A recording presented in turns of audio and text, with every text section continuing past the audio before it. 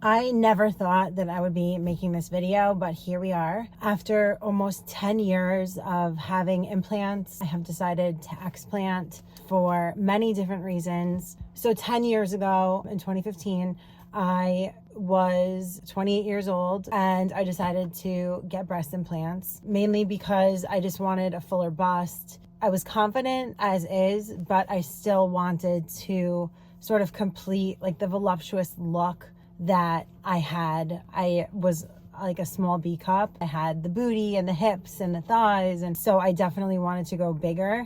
And I loved them for so many years. I couldn't understand why, but like for the last couple of years, I haven't been feeling so good. It's been a lot of random, systematic, weird, strange symptoms that have ranged from neurological symptoms to eye and vision problems, and more recently it's becoming very hard to deny that my breast implants are making me sick. I have had to call 2 ambulances in the last 4 weeks because of dizziness, lightheadedness, vertigo, and near fainting episodes, and that was kind of the wake-up call for me.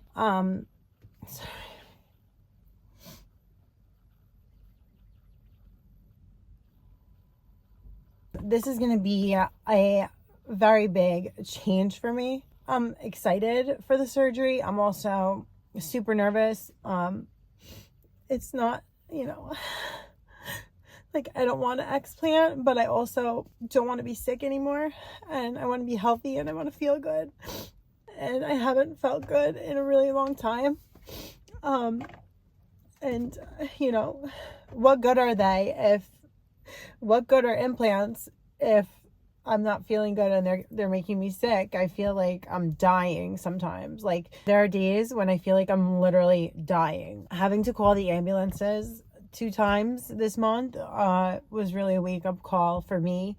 I also have a plethora of other symptoms: brain fog, fatigue, vision problems, sudden episodes of blurred vision, balance issues, positive autoimmune panels all of a sudden, tingling in my fingers, light sensitivity, just all these weird symptoms. I have been interviewing surgeons for quite some time now. I actually went to a breast explant consultation 2 years ago. I actually suspected I had breast implant illness 2 years ago, and I went to a surgeon for a consult, and I sort of was in such denial and convinced myself that I was fine and I did not need to explant and I was just going to live life and I was fine.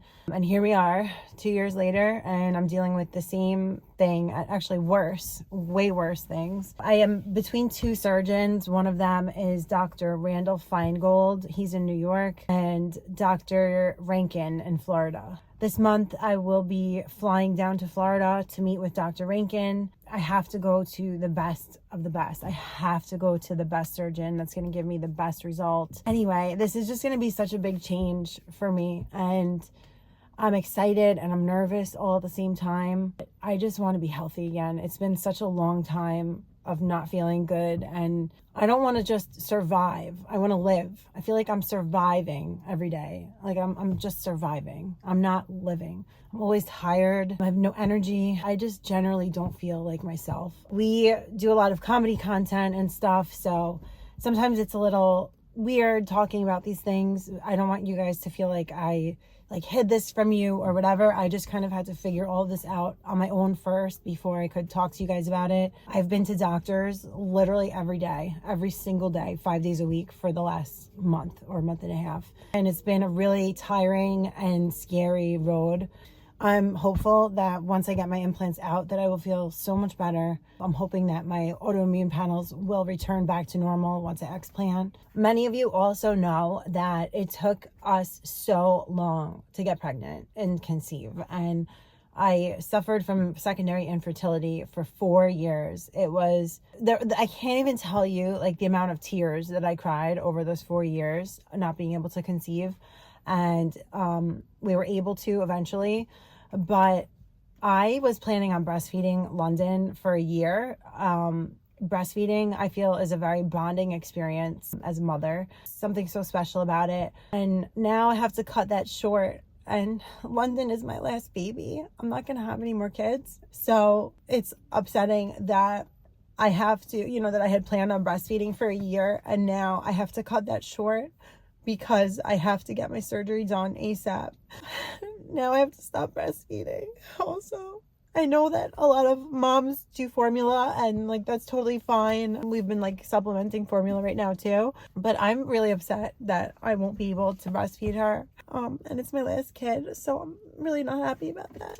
But I just want to be healthy, and I want to live for a really long time and be there for my kids and just be me again. I just want to be me again. This surgery is probably one of the bravest things I'll ever do, to be honest. And I'm looking forward to feeling better. If you're considering getting implants, I highly advise you to look into the effects, the side effects. Even saline implants have a silicone shell, and they are comprised of over 40 carcinogenic chemicals that are really, really bad for you. It's really just not worth it. If I could go back in time, I would have kept my natural self, because really there was nothing wrong with me. I just wanted to be bigger, and there was just no reason for it. I looked good the way I was. I know a lot of women don't have issues with their implants, but I feel like I thought that too. And then as time passed and time progressed, time went on, things progressed, and I started noticing that like all these symptoms that I've been having for like 5 or 6 years have been piling up, and it's due to more than likely my breast implants. Unfortunately, there's no test for breast implant illness. It's a diagnosis of exclusion. Any specialist you name, I've been there, and all my tests are normal except for the autoimmune panel. We are under the impression that my breast implants are causing an autoimmune reaction in my body. My body is rejecting them. If I could speak to my younger self, I would just tell myself, you're beautiful, you're natural, love yourself as you are, love yourself as God created you, and just leave it at that. Learn to see the natural beauty in yourself, and it's just so much better that way. It's just so much better.